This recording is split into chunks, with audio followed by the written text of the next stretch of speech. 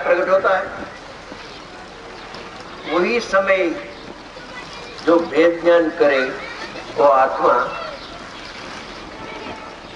कि ये राग जानने में आया, राग जानने में आ रहा है, तो उसका नाम अज्ञान है।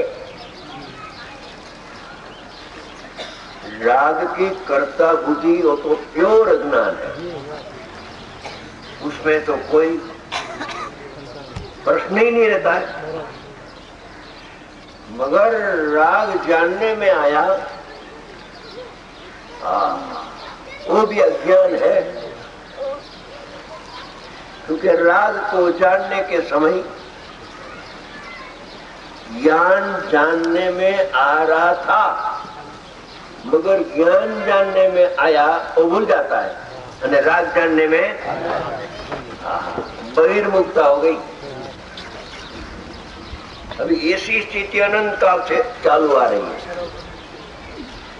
अभी वो इंद्रिय ज्ञान का जितना जब जीतेगा आत्मा, तब एक अतीन्द्रिय ज्ञान नया प्रकट होता है।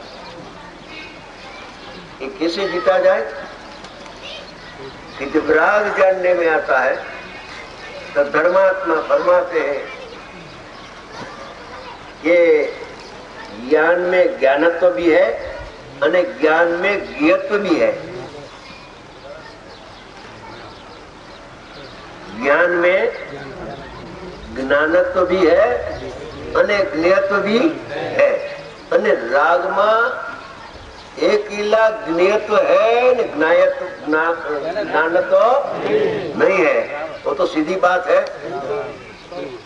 जहां तक तो हाँ आवे कि नहीं, बराबर। अच्छा,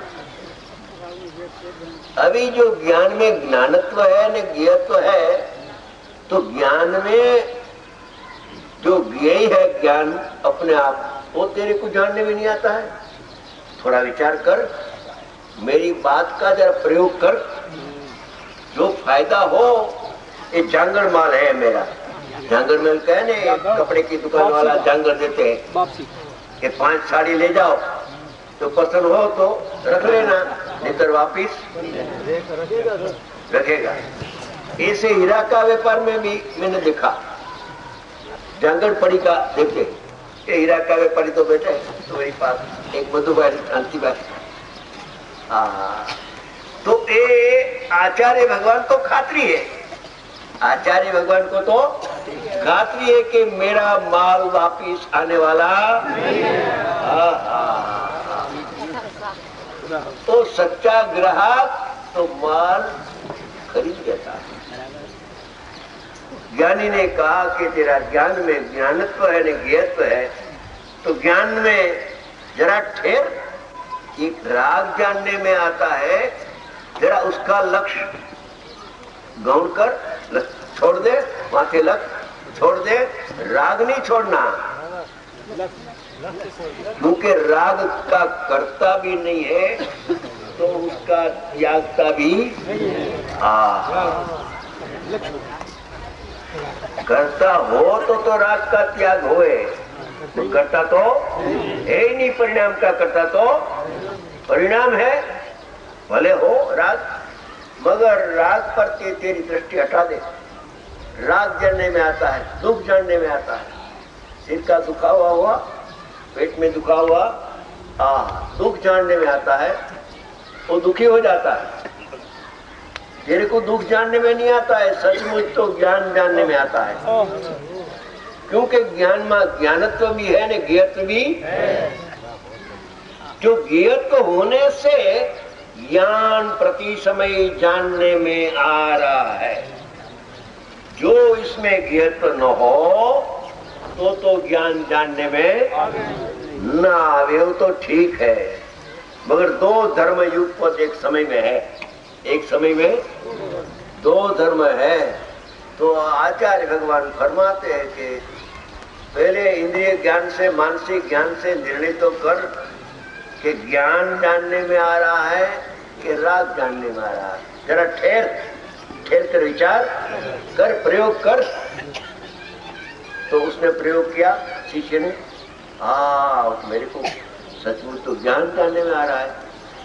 जरा टिका ज्ञान पर, वहां से लक्ष्य हट गया, इंद्रिय ज्ञान का व्यय होकर अतीन्द्रिय ज्ञान प्रकट होता है। उसका नाम इंद्रिय ज्ञान का जितना पर्यार्थिक चक्षु बंद हो गई।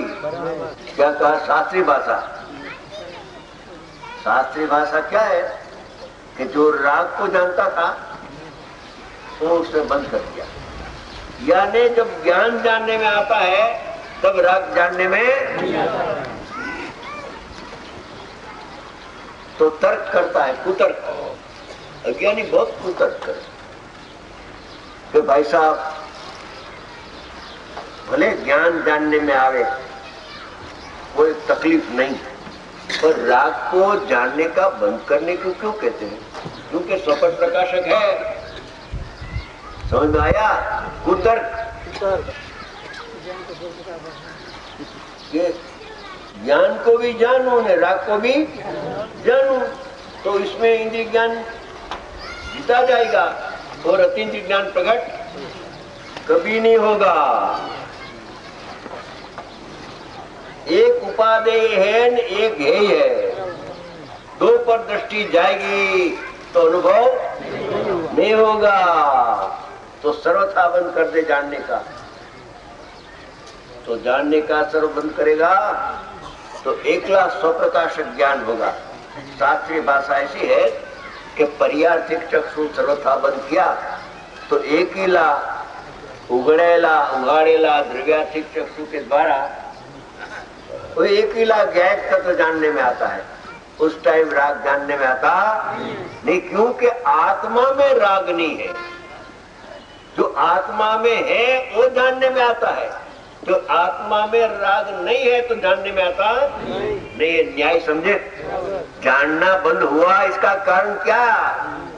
कि ज्ञायक में राग नहीं है, इसलिए राग जानने में आया। तो वे स्वप्रकाशक ज्ञान के अंदर अनुभूति होती है, बाद में बाहर निकलता है, राग भी उत्पन्न होता है।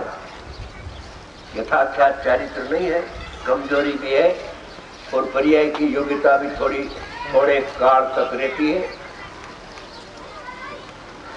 तो ज्ञान राग को जानता है तो जानेला प्रयोजनान एकीला राग को ज्ञान नहीं जानता है। पहले तो एकीला राग को जानता था, अनुभव के बाद एकीला राग को ज्ञान जानता। वही समय राग जब जानते में आता है वही समय ज्ञायक जानने में आ रहा है।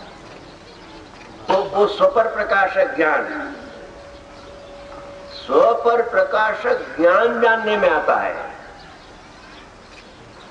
राग जानने में नहीं आता है। कहा जाता है कि राग को जाना।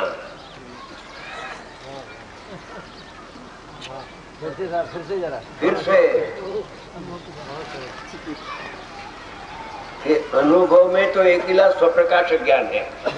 स्वप्रकाशक लक्षण से आत्मा लक्षित होता है, ऐसा समयसार शास्त्र की शुद्ध उपयोग अधिकार की 165 गाथा है, घर जाकर देख लेना। और शुद्ध ज्ञान के द्वारा केवल शुद्धात्मा को जानता है, उसका नाम निश्चय से शुद्ध केवड़ी है। और शुद्ध नहीं के द्वारा ही शुद्धात्मा का अनुभव होता है। सब जगह ये स्वप्रकाशक निकलता है।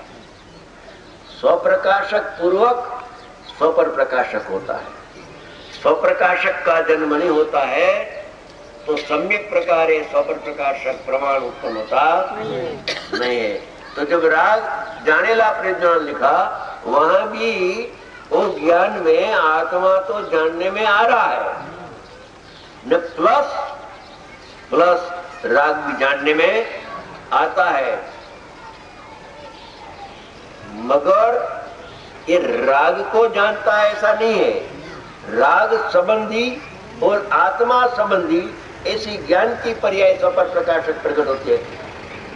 वो ज्ञान की पर्याय को ज्ञान जानता है तो कहा जाता है कि राग को भी जाना। सचमुच तो ज्ञान को जानता है। विषय बदल गया। हाँ, पहला राग को जानता था, फिर भी राग को जाने ऐसा नहीं है, मगर उपचार से कहा जाता है, निमित्त देखकर ऐसा कहा जाता है कि राग को जानता है। सचमुच तो ज्ञान की पर्याय में द्विरूपता होती है। स्वपर प्रकाशक ज्ञान की पर्याय का सामर्थ्य, तो ज्ञान की पर्याय का सामर्थ्य जानने में आता है। ऐसे सविकल्प दशा में जानेला प्रयोजन नाम। तो पहले तो जब ये ज्ञान राग को जानना बंद करता है तो ज्ञान अंतर्मुख और ज्ञायक को जान लेता है, उसका नाम जितेंद्रिय जन कहा जाता है। वो बात फजर में चली थी, फिर से अभी भी दोहराई।